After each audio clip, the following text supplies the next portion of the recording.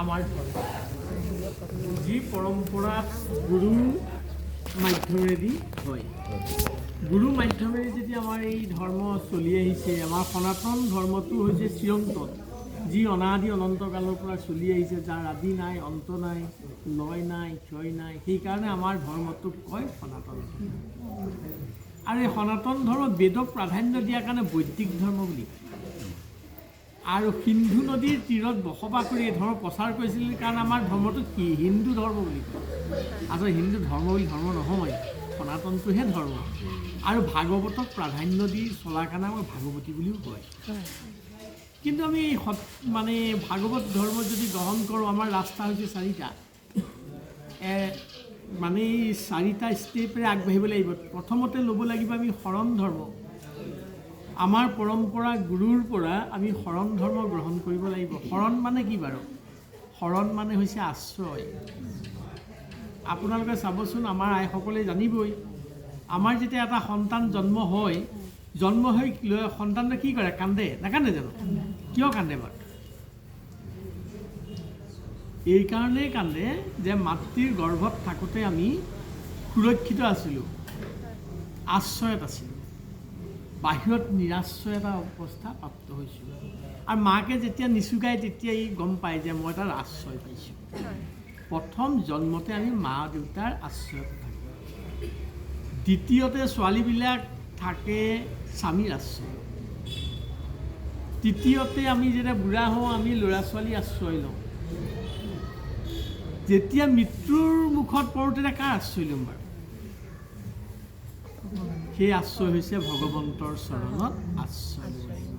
সেই ভগৱন্তৰ চৰণত আশ্ৰয় লোৱাৰ নামটোৱে হৈছে শৰণ ধৰ্ম।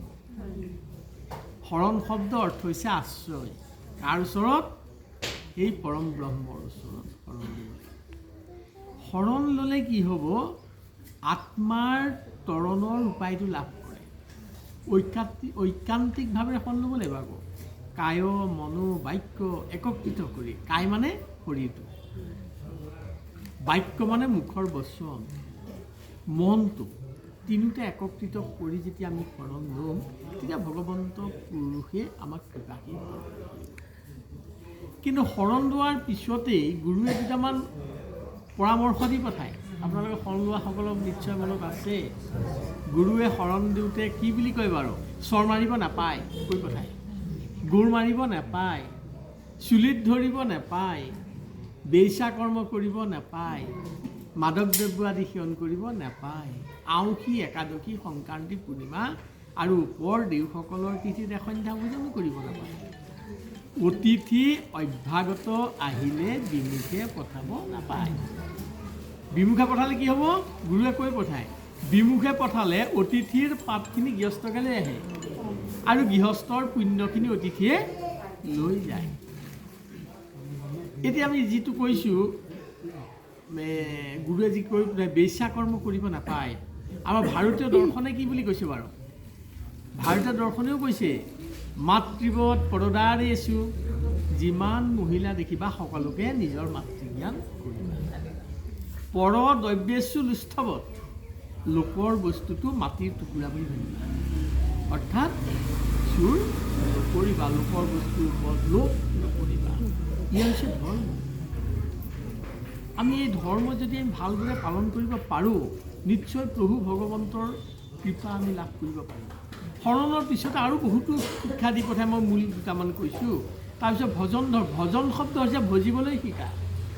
কৃষ্ণক কেনেকৈ ভজিম? আমি আশ্ৰয় ল'লোঁ হয়, ভজিবতো লাগিব। ৰাতিপুৱা শুই উঠাৰ পৰা গধূলি শোৱালৈকে কেনেকৈ ভজিম? আমি যেতিয়া পাওঁ মাটিত দিওঁ, আপোনালোকক অঞ্জনীয়ে শিকাই দিছে কি বুলি দিব লাগে। তাৰপিছত আমি কেনেকৈ দন্ত ধাৰণ কৰিব লাগে, কেনেকৈ শৌচাচাৰ কৰিব লাগে, কেনেকৈ মানে ধৌত বস্ত্ৰ ধাৰণ কৰিব লাগে, কেনেকৈ ভগৱন্তক অকণমান চিন্তা কৰিব লাগে, অন্ন কেনেকৈ পাক কৰিব লাগে। অন্ন হৈছে ব্ৰহ্ম, জীৱ হৈছে ব্ৰহ্ম। অন্ন ব্ৰহ্ম, জীৱ ব্ৰহ্মৰ বিলীনীয়া মাধ্যমটো ভজনত শিকাই দিয়ে। তাৰপিছতে কি আহিলে? আমি কেনেকৈ শয়ন কৰিব লাগে। গোটেইখিনি যেতিয়া আমি শিকিব পাৰিম, নিশ্চয় আমাৰ জীৱনটো প্ৰণালীবদ্ধ হৈ গুচি যাব। আৰু প্ৰণালীবদ্ধ হোৱাৰ পিছতে কি হ'ব? শৰণ লোৱাৰ পিছত ভজন, তাৰপিছতে ভক্তি।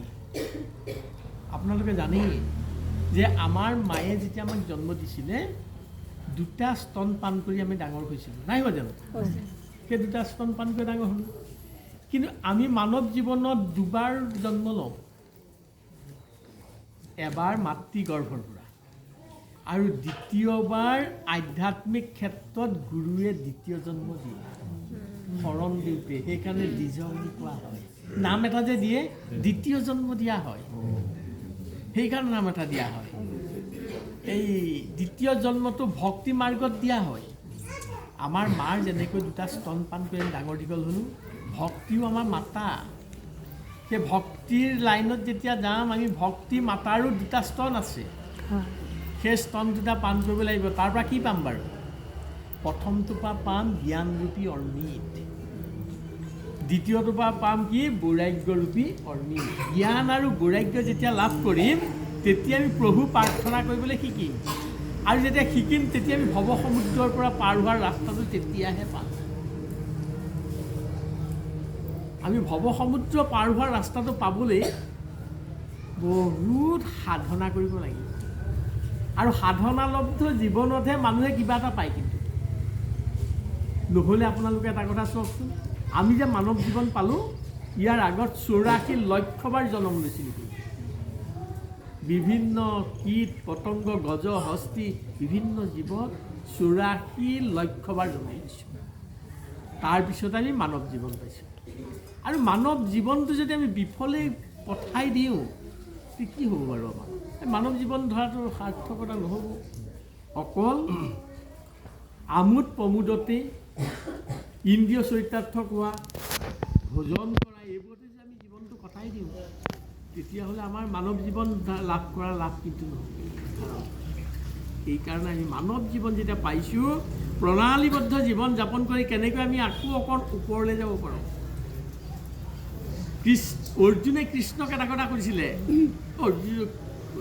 প্ৰভু, তুমি কৈছা তোমাৰ চৰণত এবাৰ নাম লগোৱাৰ পিছততো আৰু সকলো হৈ যায়, কিন্তু প্ৰভু তোমাৰ চৰণত যেনিবা এবাৰ নাম লগালে, তোমাক নাপালে মৰি থাকিল, তেতিয়া কি হ'ব?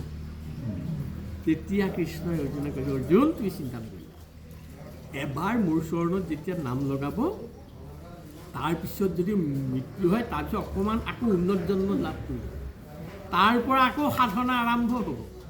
এনেকৈ যাওঁতে যাওঁতে যাওঁতে যাওঁতে এদিন নিশ্চয় মোক লাভ কৰিব। মোৰ চৰণত এবাৰ নাম লগোৱাৰ পিছত তললৈ যাব নালাগে, তাৰমানে ক্ৰমান্বয়ে ওপৰলৈ গৈ থাকিব।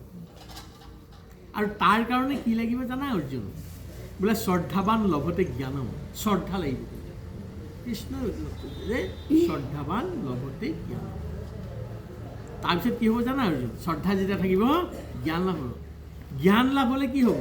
অৰ্জুনে সুধিছে, তৎপৰসং জিতেন্দ্ৰিয়, জিতেন্দ্ৰিয় হ'ব পাৰিব, ইন্দ্ৰিয়বিলাক জয় কৰিব পাৰিব। যে শ্ৰদ্ধাৱান হ'ব, তে জ্ঞান লাভ হ'লে জিতেন্দ্ৰিয় হ'ব, ইন্দ্ৰিয়বিলাক জয় কৰিব পাৰিব। জ্ঞানং লব্ধা পৰং শান্তি, যেতিয়া সঁচা জ্ঞান লাভ হ'ব, তেতিয়া শান্তি লাভ কৰিব। আমি সকলোৱে শান্তি বিচাৰি ফুৰিছোঁ, নাই বিচৰা জানো? আমি নাম গাইছোঁ, ভাগৱত গাইছোঁ, বিভিন্ন গাইছোঁ, শান্তি পোৱা নাই। কিন্তু কৰ্মটোত যেতিয়া শ্ৰদ্ধা থাকিব, তেতিয়া আমাক জ্ঞান লাভ। জ্ঞান লাভ হ'লে পৰম শান্তি লাভ। যেতিয়ালৈকে সঁচা জ্ঞানটো লাভ নহয়, তেতিয়ালৈকে কিন্তু আমি শান্তি লাভ কৰিব নোৱাৰোঁ। সেইটো কৃষ্ণই অৰ্জুনক কৈ আছে।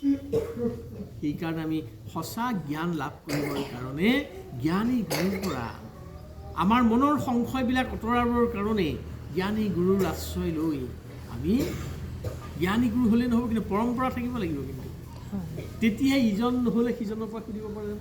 সেই পৰম্পৰা গুৰু লাগিব, আৰু তেওঁৰ পৰা আমি এই তত্ত্বখিনি যেতিয়া আমি হৃদয়ংগম কৰিব পাৰিম, নিশ্চয় মানৱ জীৱন সাফল্য লাভ কৰিম। এয়াই হৈছে মূল তত্ত্ব। মই মূল তত্ত্বখিনি আপোনালোকক কৈছোঁ। আপোনালোকে সদায় আপোনালোকৰ শ্ৰদ্ধা আছে বুলি জানো, আপোনালোক সোণোৱালসকলো যথেষ্ট শ্ৰদ্ধা ভক্তি আছে, আৰু সেইকাৰণে আপোনালোকে আচলতে পায়ো গম নাপায়, অনুভৱ কৰিব নোৱাৰে। কৃপা আপুনি ভগৱন্তৰ কৃপাখিনি লাভ কৰে, কিন্তু অনুভৱ কৰিব নোৱাৰে। এয়াই হৈছে প্ৰভু কিন্তু মই এটা ভাওনা মানে কথা ভাৱনা ক'বলৈ দিয়া মই